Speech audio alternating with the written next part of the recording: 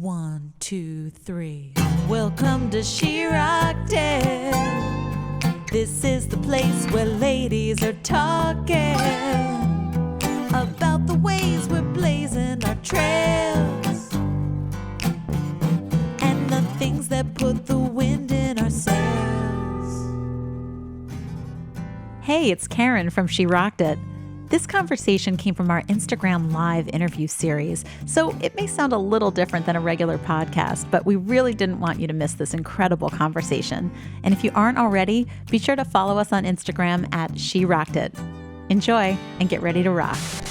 Hey, it's Karen. Thanks for tuning into the She Rocked It podcast here on YouTube. If you haven't already, don't forget to subscribe and please leave me a comment because I love hearing what you think about the podcast so far. So today I'm speaking with Naila Francis, who has raised her voice in a multitude of incredible ways. She's been a journalist, a poet, a greeting card writer, and she's also an ordained interfaith minister and a From Grief to Gratitude coach. As a journalist, she interviewed an array of incredible musicians and artists, including Pink, Audra McDonald, Katie Lang, and many others. And I have to add that Naila wrote the first article about me when I was embarking on my professional music career many years ago. So Naila is someone who's very close to my heart, and I can't wait for you to hear more about how she raises her voice and rocks it. I thought Naila could start by sharing an amazing piece that she has written. And Naila, take it away.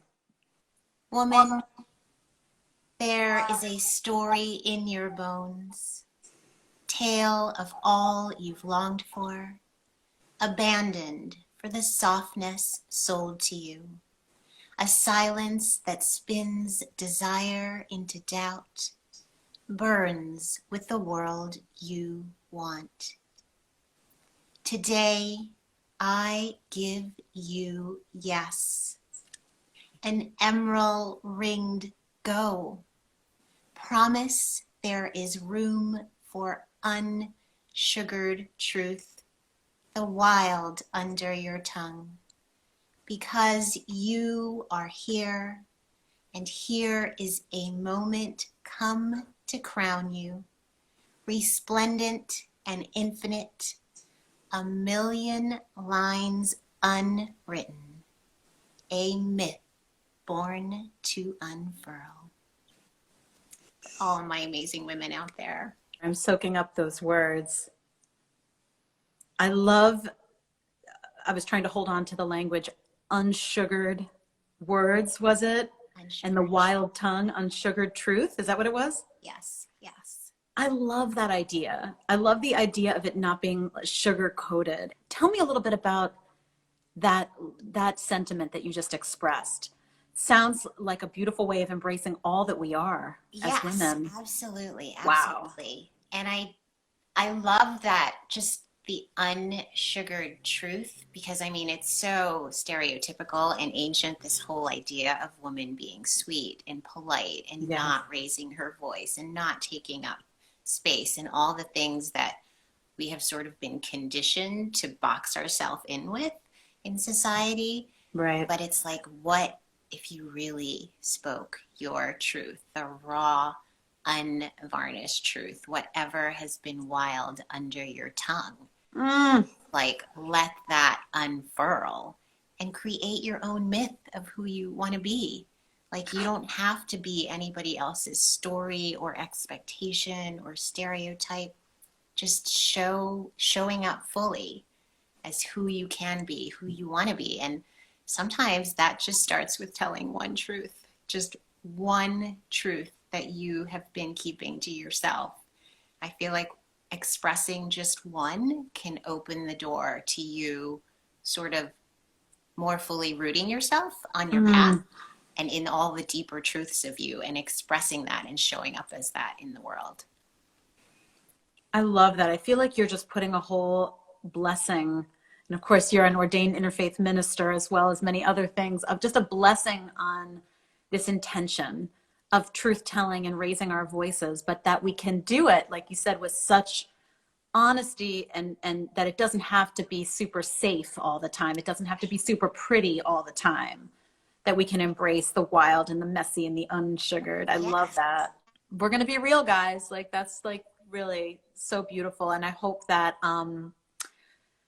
more and more people can get to hear your wisdom and your words just like they are tonight, because the way that you articulate all of the spectrum of emotion that we go through as women, I just find so profound, and always just hits me so deeply. And I know what you do. I know how powerful you are. Tell folks who are getting to know you a little more about the way that you raise your voice, and you've done so along your journey. I guess the beginning would be starting as a journalist, because that obviously gave me a space to share my voice as a writer. And while I started out actually as a police reporter and then was a municipal reporter, so that was really not my thing, but it was sort of my in to journalism. We all have to start somewhere. Yeah, exactly. Amazing. Ultimately, how I felt I was able to raise my voice as a writer was just this amazing arts and entertainment beat that I had for several years. Yep. At a newspaper in Bucks County, which is how Karen and I met. Yeah. But really just celebrating artists and the arts and music and theater and all the things that were important to me, and giving them a space in that paper, because it was a very local paper. And I was like, people travel for culture, people travel for entertainment, for music. I just wanted to kind of kick it up a notch and be like, we don't have to just stick with, okay, here's the venue that's 10 minutes away. Right. And I started interviewing all these different celebrities and artists from all walks of life.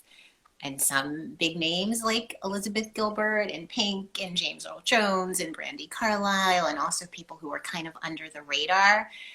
But I really kind of took that beat and ran with it and made it my own. So I feel like that's kind of the first example of really using my voice and saying, this matters to me, and I think it deserves a space in our paper.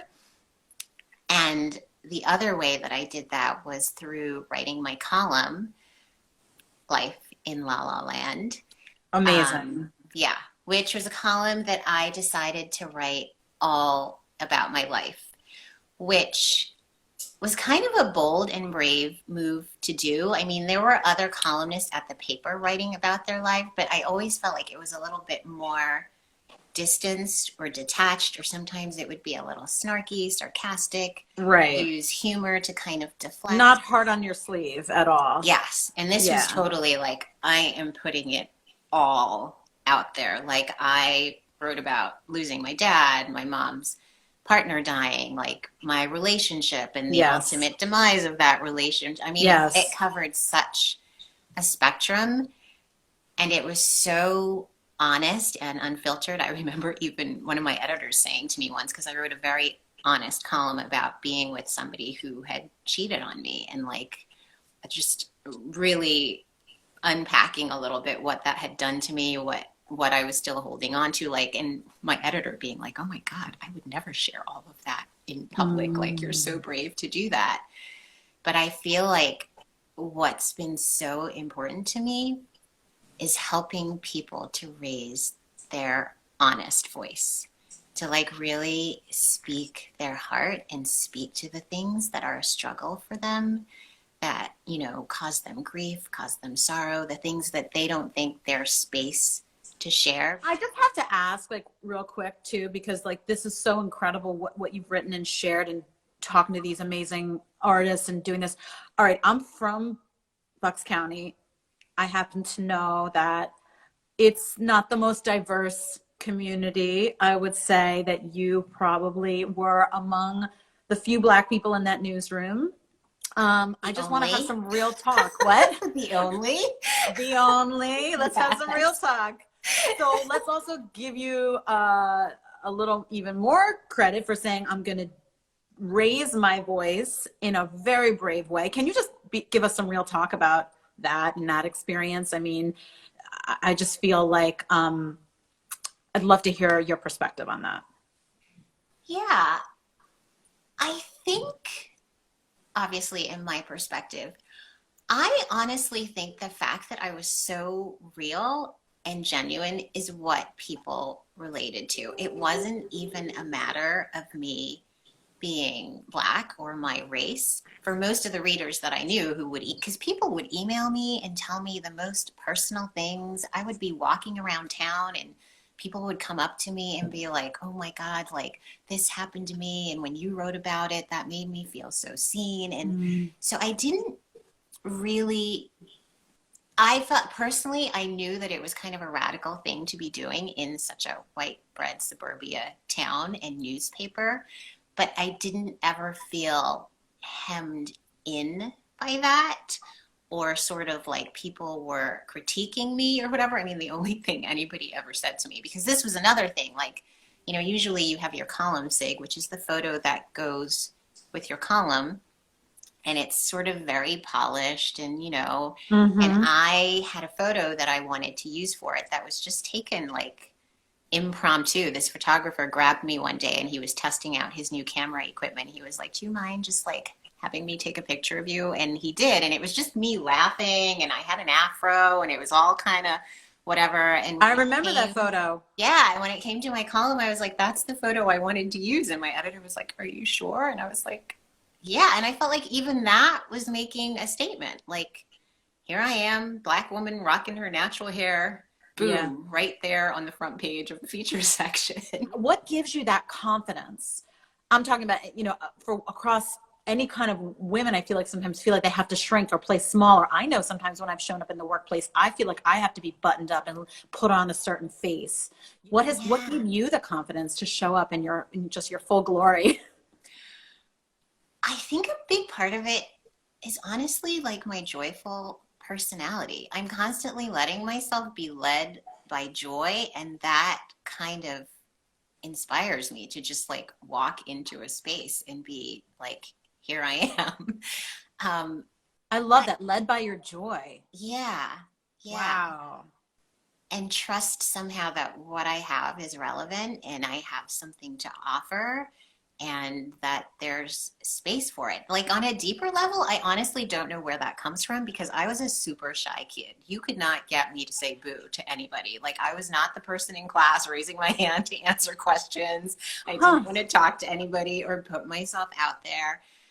And I guess, I don't know, maybe in college, like something just flipped a switch. And I'm still like, I still consider myself an introvert. So I don't think I'm super outgoing, but I'm very aware of, and this was something I really fully claimed when I became an interfaith minister. I am here for joy, and me being in my joy allows other people to fully be in that too. And when we're living from the space of our joy, I mean, what more space is there to be so fully expressed and alive and in the fullness of who you are? Okay, I'm just like soaking this in. Like, friends, living from our joy. What a concept. Can we start to embrace this right now? Like, listen to this woman. Let me ask you a couple other questions about how you've raised your voice so joyfully and fully. It's so awesome. Tell me a little more about what women in your journey, if there are some you want to shout out, have inspired you along the way. Any that you, and it could also be just women artists or women who you've met as a writer through the years, any that who also may have given you a little bit of that empowering, joyful confidence to just show the hell up. Yeah, of course. You always, I always say that you're one of my biggest inspirations. So soak that in. I wasn't for a fishing. minute. Yes, I wasn't fishing for that. That is like amazing. Thank you. Okay, I just want to like melt right now. I'm trying not to melt into this couch. You've made so many big, bold leaps in your life. So many. That is always inspiring to me. And my grandmother on my dad's side, I mean, she was an amazing, amazing woman, just raising 7 kids. Let's give some hearts for the grandmas out there. I'm seeing some hearts. I'm from St. Lucia, so she was my grandma in St. Lucia, and she was actually named Mother of the Year once, just for the remarkable woman she was. Wait, Mother of the Year? Is that Mother of the Year was? I don't know if they still do it there. But we need to have more contests like that, or like more ways of celebrating mothers. Yeah.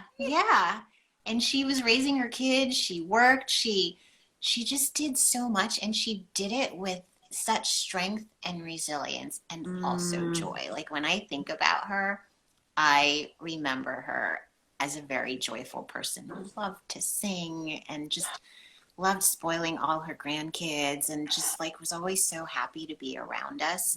So she's definitely somebody I think I carry in my DNA. I love that so much. And I love that we shouldn't, when we think about women who inspire us or anyone who inspires us, it doesn't have to be like some celebrity or someone who's like like farther than arms reach beyond. Like it's the women who often are the closest to us, who are in our day to day. Yeah, I just feel like I come from very, very strong, amazing women. My mom's Your mom mom. was like fabulous. My Yeah. mom, of course, has charted so much of her journey through life by herself and in such, Right. been through such hard passages. And she is just one of the kindest, like most resilient people I know. I had an aunt who was a judge in St. Lucia. Wow. Now she's like a civil rights attorney. I had an aunt who was like one of the few Black women in St. Lucia who was a tennis champion. Like Wow. they're like all these women in my family. I'm like, okay, if you can do these things, I can step it up too.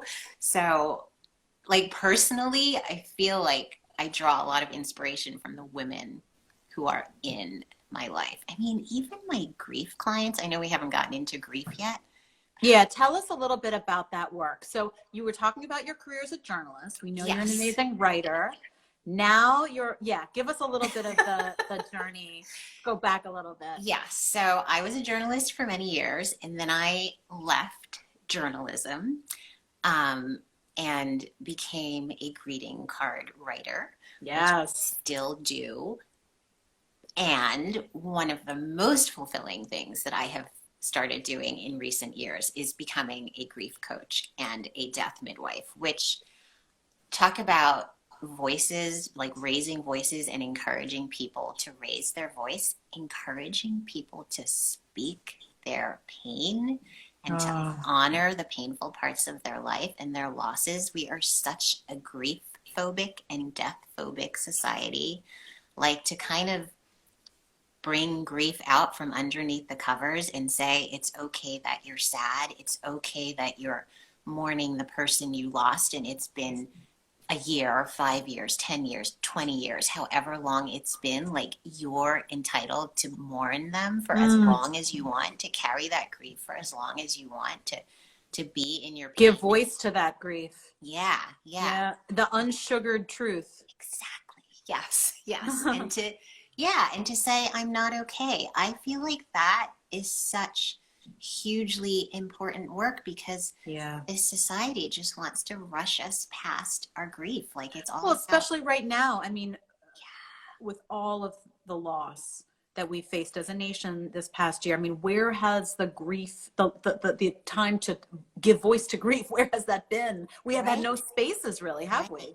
No. I keep saying, I feel like we're going to be feeling the emotional ramifications of this for years to come because there is so much grief, and there are so many populations of people who are just so busy trying to survive. They haven't had time to just pause and breathe and take in all that they have lost. So I feel like we are going to need community grief rituals more than ever moving forward to be able to make more space for that.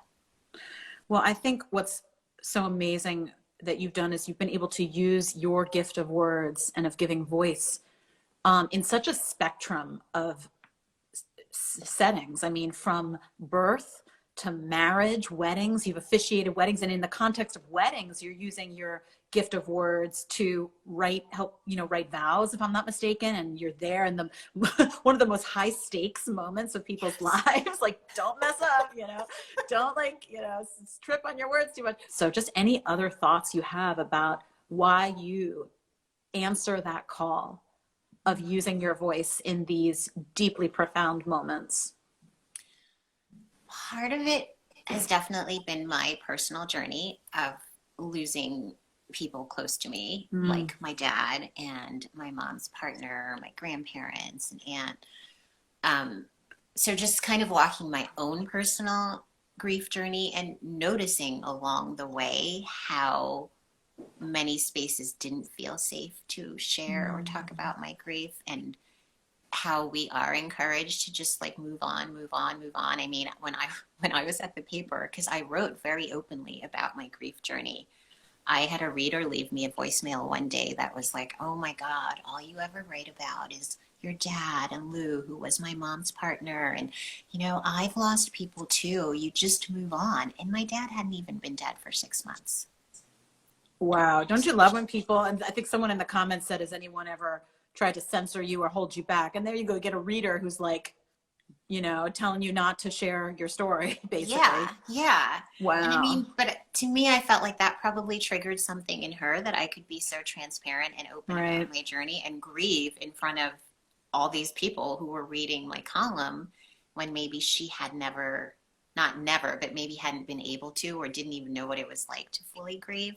Right. So just sort of noticing how many people were grief, I know I said this before, but grief phobic really drew me to creating spaces where people felt like they could be safe in their grief. And I'll also say, for myself, that whole idea of the strong Black woman always having to keep it together, like I just want to be part of deconstructing that. Like I just want to, yes, I always say joy is my compass, and I'm also like wanting to be very real and vulnerable and honest all the time, and say when I'm not okay, and be with my messy feelings and express all of those things. And sort of, you know, there's, what is the myth that you want to unfurl? I want to unfurl a different myth of like inhabiting my full humanity, like just showing up with all of it. I mean, what more inspiring words could you ever hear? I mean, I just love that so much. And I'm wondering, you know, when we think about rocking it in our lives, right? That can look a lot of ways. I mean, I'm just hearing so many ways that you rock it, and the ways that you have shown such courage in using your voice and in showing up as your whole self. And what is one tip maybe that you haven't shared with us so far that you would share with other women as they look to rock it in their own careers and lives? I would say maybe learn what no really feels like for you, and what yes really feels like. I think a lot of times we're on autopilot making decisions in our lives, or we're doing them out of a pattern. This is just the way that I've always done it, or we're doing them because women are so good at putting everybody else before themselves. We're doing them like considering what's going to feel good for everybody. Give a heart if you feel that comment. Yeah. Yes. What everybody else is going to expect. But when you really start to know like what no feels like in your body, and what yes feels like, that can be so powerful. I mean, I left my journalism career. I wasn't really ready to leave, but I was going to be pulled off my beat. So pulled off of writing this column that was everything to me, pulled off of, away from like interviewing all these different creatives and artists, which like so fed my spirit, to go back to municipal reporting, because it was in that time where all the newsrooms were shrinking and cutting costs. And honestly, I have never heard such a clear no in my life. I just remember like when, you know, my editors took me into this office and we had the meeting about it. And initially I was just so shocked initially. And then I like went into the ladies' room and I was crying and I was calling my mom and my best friend. And then all of a sudden it was like, no, I'm just not going to do it. I'm just, no. And so I quit. I don't think anybody saw it coming. They just expected that I was. Because you had been there for what? A really long time, almost 15 years. Yeah. So I think they just thought I was going to swallow it and move along and do. And I was just like, and I didn't have a backup plan. I was just like, this is going to make me very unhappy and I have no desire to do it. And something else is going to open up in this space. And so that really reinforced for me, like, oh my gosh, when you really know what no feels like in your body and you get that sort of clear crystal resonance around it, we really need to learn to honor that. because then that sets you up to really know what feels like yes. Like, yes, this is juicy. This is really what I want to be doing, right? Yeah. Oh, you nailed it. And I feel like the yes is almost like that joyful feeling in your body. Yes. Yeah. Joy, lightness, ease, like all those things, which we sometimes don't really even know because we're saying yes sort of in a more conditional way than honoring what's really true for ourselves. Thanks so much for tuning into the She Rocked It podcast. I'm your host, Karen Gross. This episode has been produced by Tori Marchioni and Jake Siegelbaum, with audio engineering by Teng Chen. The She Rocked It theme song is by Karen Gross and Tim Motzer. I invite you to join us on Instagram at She Rocked It and join our Rockstar Network at SheRockedIt.com. We hope you'll add your voice to the conversation because at She Rocked It, we are dedicated to raising the volume on women's voices. She rocked